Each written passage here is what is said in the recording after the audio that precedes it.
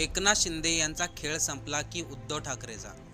कारण की आज कोर्टामध्ये खूप मोठ्या घडामोडी घडल्यात. आज सर्वोच्च न्यायालयामध्ये फायनल निकाल येणार होता. खरी शिवसेना कोणाची, धनुष्यबाण कोणाचा. याचबरोबर एकनाथ शिंदे यांचं एक विधान सर्वोच्च न्यायालयामध्ये खूप गाजलं. ते विधान म्हणजे आमच्या पाठीमागे मोठ्या शक्तीचा हात आहे, त्यामुळं खरी शिवसेना आमचीच आहे हे सिद्ध होणार. पण आज जे कोर्टामध्ये घडलं ते शिंदेंच्या विपरीत घडलं. नेमकं आज कोर्टामध्ये काय घडलं, खरी शिवसेना कोणाची, एकनाथ शिंदे की उद्धव ठाकरेंची, असा कोणता युक्तिवाद झालाय कोर्टामध्ये, तेच आपण या व्हिडिओमधून पाहणार आहोत. गेल्या 4 वर्षापासून महाराष्ट्राच्या राजकारणामध्ये दोन प्रश्नाभोवती मोठं राजकारण चालू आहे. आपल्याला सर्वांनाच आठवतंय, जून 2022 मध्ये एकनाथ शिंदे यांनी उद्धव ठाकरे यांच्या शिवसेनेमधून मोठा बंड केला. त्यानंतर त्यांनी भाजपबरोबर जाऊन सरकार स्थापन केलं. नंतर काय झालं, मुख्यमंत्री बदलले, निवडणुका झाल्या, नवीन सरकार सत्तेत आलं. पण गेल्या 4 वर्षापासून खरी शिवसेना कोणाची याचं उत्तर मिळालं नाही. याच्या पाठीमागं सर्वात मोठं कारण म्हणजे निवडणूक आयोग. भारतातील बहुतेक लोकांना आता हे माहिती झालेलं आहे, निवडणूक आयोग खरंच निष्पक्षपणे काम करतं का. पण आपला मेन मुद्दा निवडणूक आयोगाचा नाहीये. आज कोर्टामध्ये काय घडलं तो मुद्दा आहे. आता सर्वांनी लक्ष देऊन ऐका, नेमकं कोर्टामध्ये काय घडलंय. 5 ऑगस्ट म्हणजे बुधवारी दुपारी 3 वाजता ही सुनावणी चालू झाली. भारताचे सरन्यायाधीश सूर्यकांत आणि न्यायमूर्ती जयमाला यांच्या खंडपीठासमोर उद्धव ठाकरे यांची बाजू मांडणारे ज्येष्ठ वकील कपिल सिब्बल यांनी तासभर युक्तिवाद केला. हा युक्तिवाद भावनिक किंवा राजकीय नव्हता.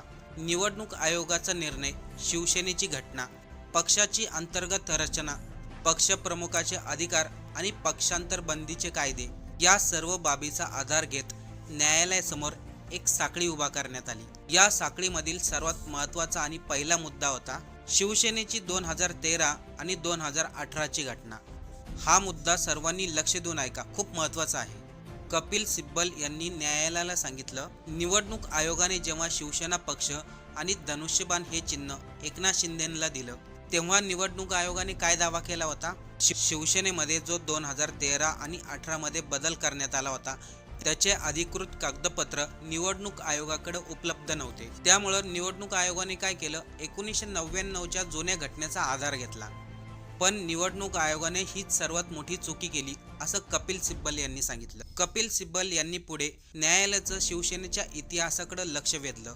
बाळासाहेब ठाकरे यांच्या निधनानंतर 2013 मध्ये शिवसेना हे प्रमुख पद गोठवून त्या जागेवरती शिवसेना पक्षप्रमुख हे पद तयार करण्यात आलं. त्या पदावरती 2013 दरम्यान उद्धव ठाकरे यांची नियुक्ती झाली. आणि सर्वात विशेष म्हणजे हे पद 1999च्या घटनेमध्ये अस्तित्वात नव्हतं. मग निवडणूक आयोगाने खोटी माहिती का सांगितली. जर निवडणूक आयोग 1999च्या घटनेला वैध मानत असेल तर त्यानंतर जवळपास 10 वर्ष उद्धव ठाकरे यांनी पक्षप्रमुख म्हणून काम केलं होतं. त्या दरम्यान उद्धव ठाकरे यांनी अनेक निर्णय घेतले. मग ते निर्णय देखील त्यांना रद्द करावे लागतील. मग त्यामध्ये 2014च्या लोकसभेच्या निवडणुका असो, विधानसभेच्या निवडणुका असो, पक्षामध्ये केलेले मोठे बदल असो, हे सर्व निर्णय चुकीचे होते हे अगोदर निवडणूक आयोगाला सिद्ध करावं लागेल. कपिल सिब्बल यांनी स्पष्ट शब्दात सांगितलं, 2013 नंतर उद्धव ठाकरे हे पक्षप्रमुख झाले. त्यानंतर त्यांनी निवडणूक आयोगाला सर्व कागदपत्र दिलीत.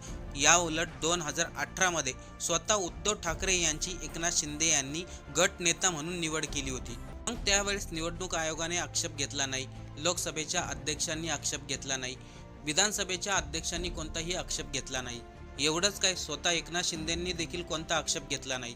एवढंच काय, जेव्हा भाजप बरोबर उद्धव ठाकरे यांचं सरकार होतं तेव्हा त्यांच्या पक्षप्रमुखावरती कोणीही आक्षेप घेतला नाही. मग अचानक 2022 मध्ये असं काय झालं, अचानक घटनेमध्ये बदल झाला का. याच दरम्यान न्यायालयाने एक अत्यंत महत्त्वाचा प्रश्न उपस्थित केला. न्यायमूर्ती जयमाला बागची यांनी विचारलं, निवडणूक चिन्हाचा खरा मालक कोण, राजकीय पक्ष आहे की विधिमंडळ.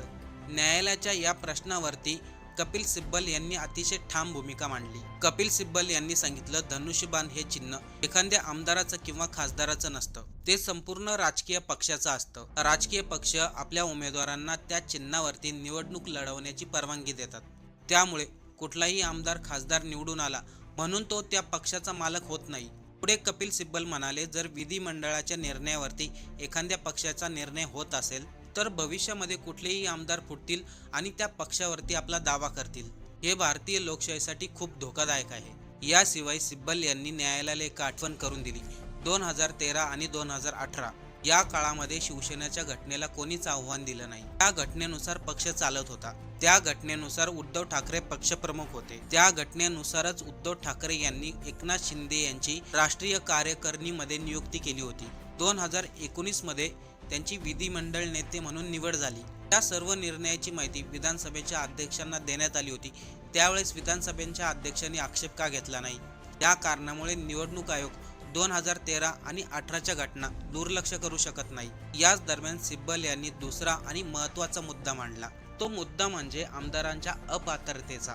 2022 मध्ये शिंदेंनी जो खेळ केला होता त्या सर्व घटनेकडे कायद्याच्या चौकटीमध्ये राहून पाहिलं पाहिजे. तो मुद्दा केवळ गटबाजी किंवा अंतर्गत मतभेदाचा नव्हता, तर तो मुद्दा पक्षांतर बंदी कायद्याच्या संबंधित होता. कपिल सिब्बल यांनी न्यायालयाला आठवण करून दिली. जून 2022 रोजी म्हणजे ज्यावेळेस शिंदेंनी बंड केला होता त्यावेळेस विधान परिषद निवडणुकीमध्ये क्रॉस वोटिंग झालं होतं आणि त्यानंतर काही तासातच एकनाथ शिंदे यांच्या बरोबर 31 आमदार सुरतला गेले होते. पुढे सर्व आमदार गुवाहाटीला गेले.